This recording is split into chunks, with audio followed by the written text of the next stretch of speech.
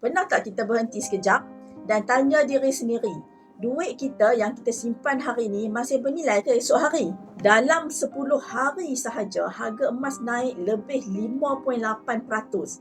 Dari sekitar RM615 segram melonjak ke RM651 segram. Berbeza dengan ASB, dividen setahun sekitar 5.75%. Emas capai angka itu bukan setahun tau, tapi 10 hari sahaja.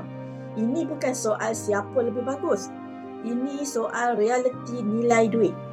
Duit kertas boleh susut tanpa kita sedar. Tapi emas disimpan nilai dan lindungi hasil titik peluh kita. Sebab itu, orang bijak tak simpan semua di satu tempat. Tunai untuk kecemasan, emas untuk masa depan. Tak perlu tunggu kaya untuk simpan emas. Tapi kalau tunggu terlalu lama, kita mungkin hanya mampu tengok harga emas terus naik dan duit kita terus mengecil. Jadi soalan sekarang, adakah duit kita sedang bekerja untuk kita atau perlahan-lahan kehilangan nilai? Nak tahu macam mana nak mula simpan emas serendah RM100?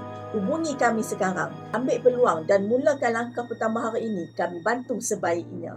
Puan Nashiah adalah salah seorang daripada dealer kami yang proven terlatih. Sekiranya tuan-puan nak berdaftarkan akaun, pastikan berdaftar dengan Puan Nashiah.